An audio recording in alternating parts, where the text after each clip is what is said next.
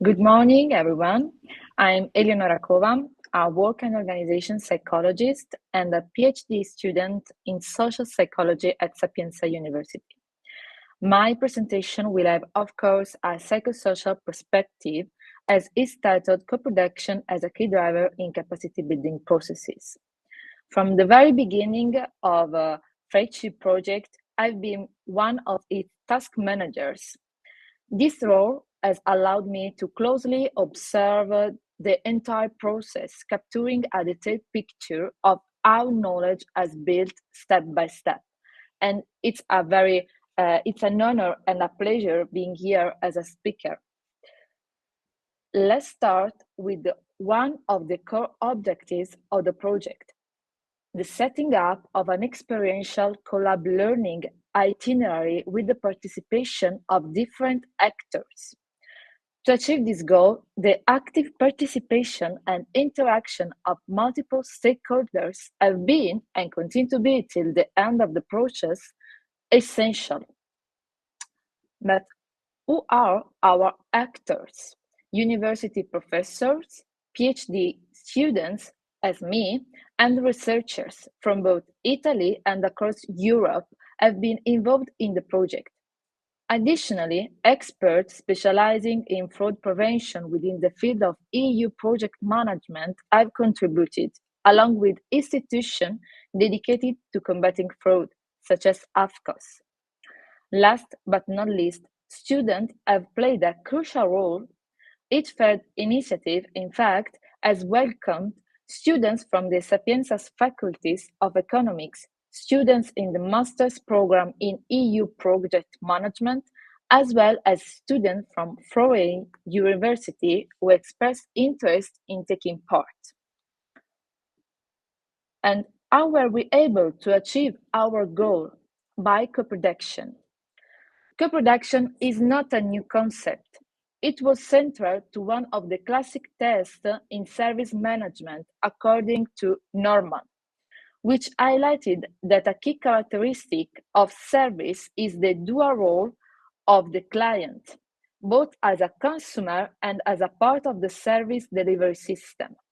So the concept originally emerged in a commercial and marketing context, specifically to describe the success of IKEA. The company integrated customers into its organizational process by involving them in the final process. So, because the final construction of furniture is a customer responsibility. Over the time, co-production has been independently developed across multiple disciplines and applied in various policy and practice fields. This is because it offers several advantages, particularly in knowledge creation and capacity building, making it a key factor in the learning process. This process can occur at two levels. One, micro level, so between individuals, and the other one at macro level, between group or organizations.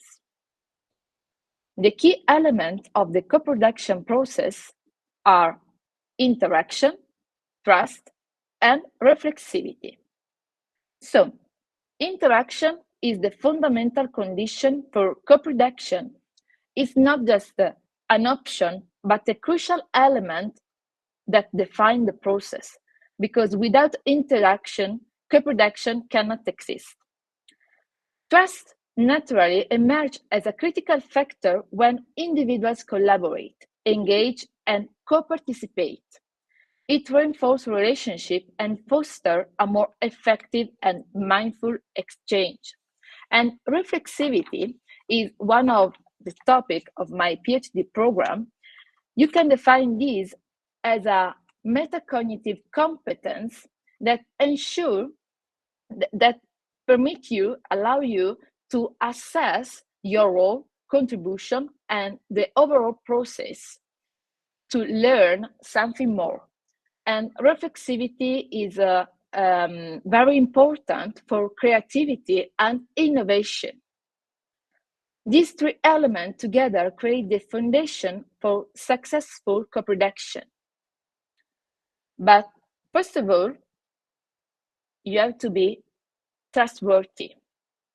Trustworthiness guides the development of a trust-based relationship.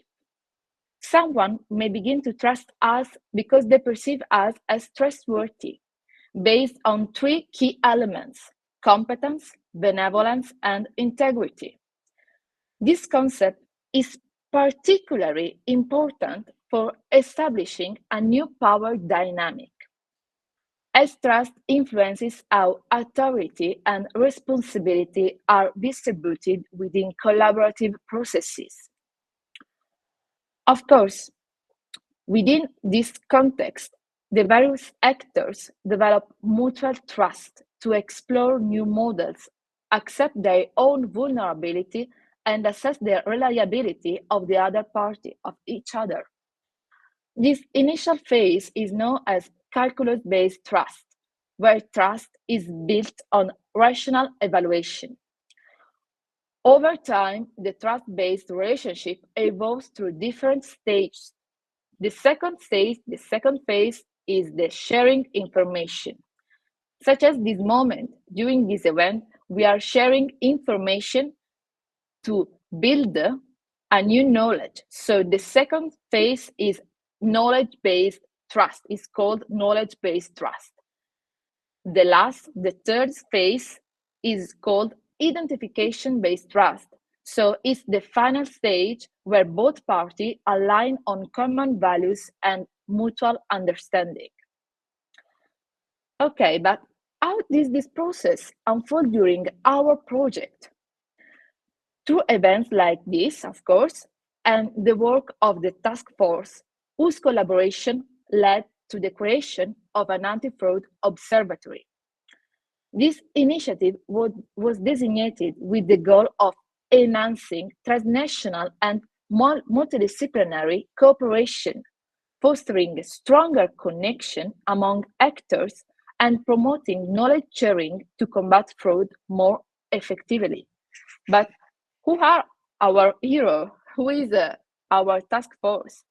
As you can see, task force is a mixed group. It's a mixed European academic practitioner group which has formed a specific task force to produce the map of a concept of a future pilot study useful for detecting and predicting behavior and risk profiles that characterize the deviated qualitative and financial use of European funds.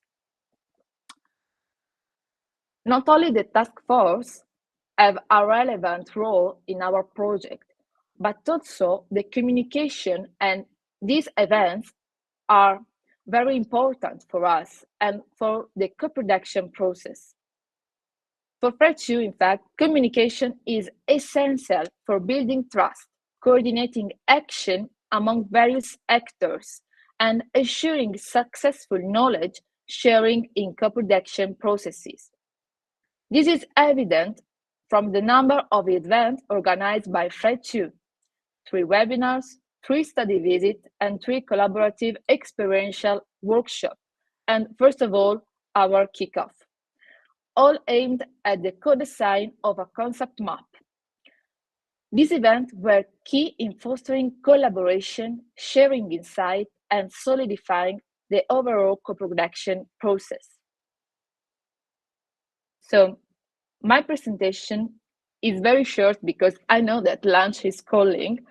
But in conclusion, as we can see, the co-production process enables collaborative and reflexive action and learning, facilitating the construction of shared meaning, while also establish bond of trust through mutual oversight and increased transparency, which lead to acquiring legitimacy. In light of this analysis, we can affirm that the capacity building process of Fred2 is a prototypical example of how co-production works in practice. If you have any question for me, I can answer it. So thank you for your kind attention.